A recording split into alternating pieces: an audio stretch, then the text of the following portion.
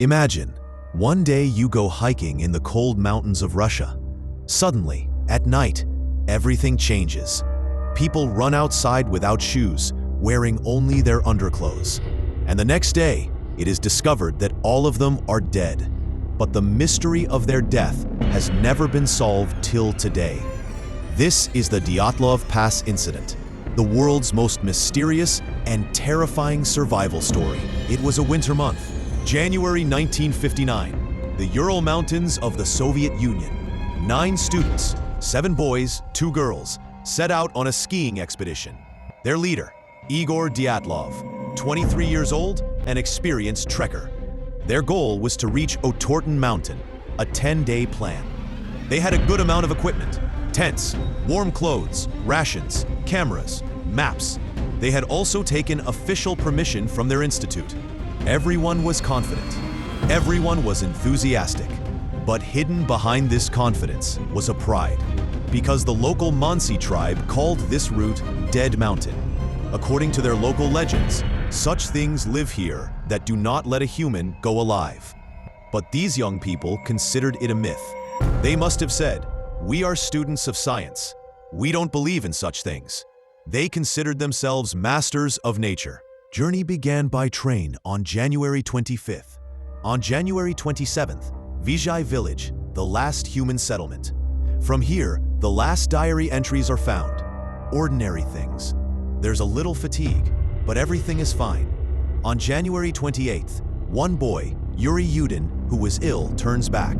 The remaining 9 people move forward.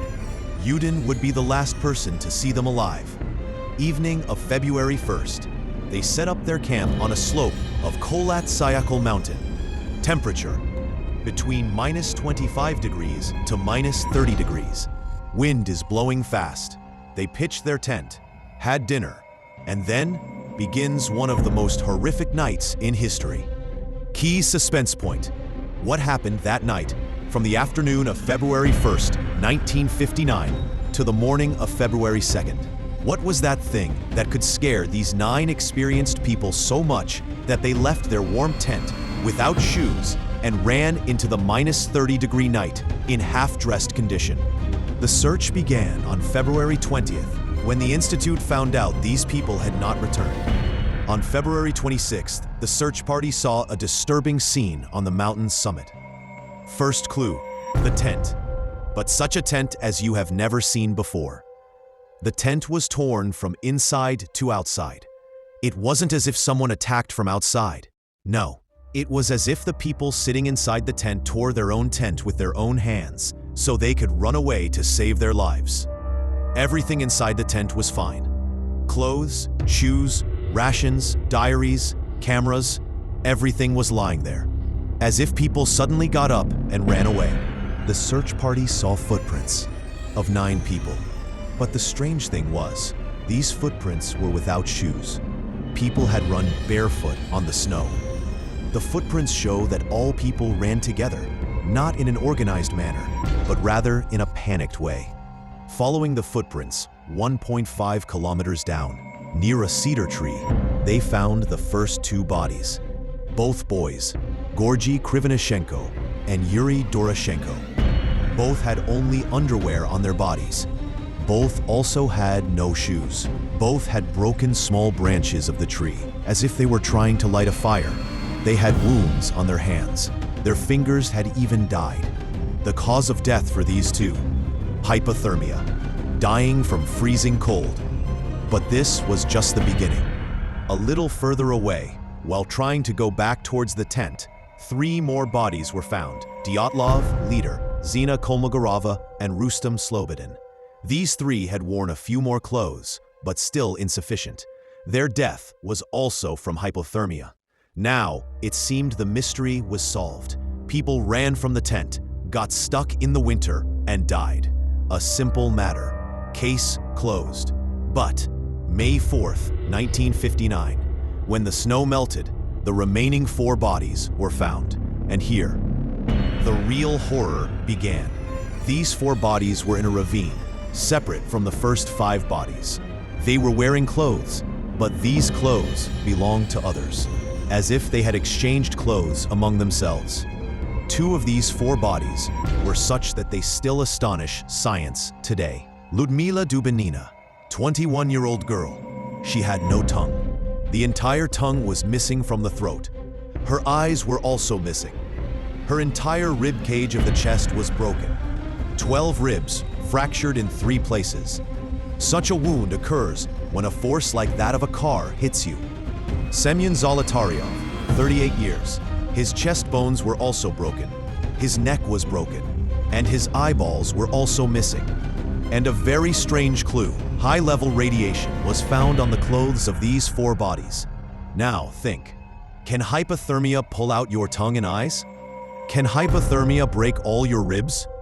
Does hypothermia produce radiation? Answer, absolutely not. Then what had happened? Theories. From reasonable to ridiculous. Theory 1. Avalanche. The most famous theory. The search party said, perhaps an avalanche came. People got scared and ran away. Some people died buried under a snow slab, which broke their ribs. Problem. No signs of an avalanche were found. The slope was not that steep. And if an avalanche had come, it would have crushed the tent. The tent was perfectly fine. And does any avalanche, after chasing 9 people for 1.5 kilometers, then attack them when they try to return? Theory 2. Infrasound. Not mysterious, scientific. Some scientists say the mountain had such a shape that strong winds created infrasound. Infrasound is that sound which we cannot hear, but it affects the human brain. Extreme anxiety, panic attacks, and even heart attacks. Because of this, people could have run away from the tent in fear. Problem. This cannot explain the wounds. How did the tongue disappear? Where did the radiation come from? Theory 3. Military experiment, secret weapon. 1959 was the time of the Cold War. Secret military tests happened in the Ural Mountains. Perhaps some new weapon was being tested. Radiation because of that. Local people had seen strange orange circles in the sky that night. Maybe a missile test or some energy weapon. Problem. The Soviet government never admitted it.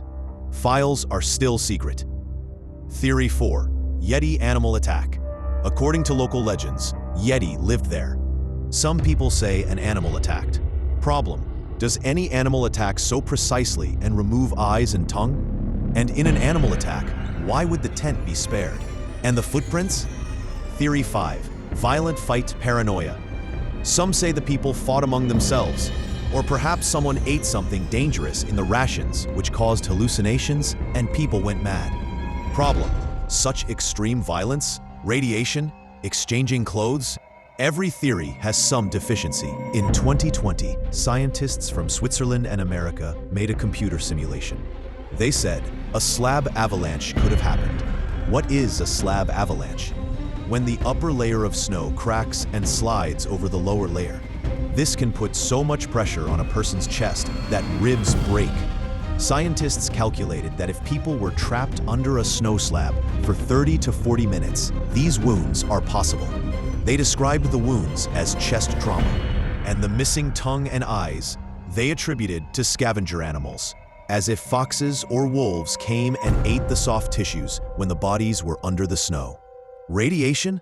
They said perhaps their camp lantern, kerosene, had radioactive material which got on the clothes. But does this fully convince? 1. Is a slab avalanche so precise that it only kills 4 people? 2. Are animals so precise that they only eat the eyes and tongue? 3. The biggest question. Even if an avalanche is coming, do you leave your tent without shoes and run in minus 30 degrees? Do you first put on shoes and then run? Or do you take your coat? These people did nothing like that, as if they had no time to think. The 2020 theory is also not perfect. Even today, 60 years later, several questions remain unanswered. 1. The camera. The last film of their camera was developed. There were some strange photos in it. In one photo, in the darkness of night, some people are standing 1 kilometer away from the tent. Are they themselves? If yes, why did they go there? If not, then who were they? 2. Diaries. The last diary entries were normal. No fear, No stress. What happened suddenly? 3. Missing tongue and eyes. The animal theory is weak. Does an animal take out the eyes, but do nothing to the face? 4. Orange circles. Local villagers and independent search parties had seen glowing orange circles in the sky the same night. Were they test missiles? 5. Secret files. The Soviet government has kept the files of this case secret until 2025. Is there still something being hidden from us today? Final thought. The Dyatlov Pass incident is not just a mystery. It is a case study of human psychology. This is the point where science stops, where logic fails, and we realize that there are also such secrets in the world that perhaps will never be solved. Do you think that in 2026, when the files are declassified, we will get an answer? Or will these files also turn out empty, just like that tent was lying empty? This secret, perhaps, is buried under the ice forever. Subscribe.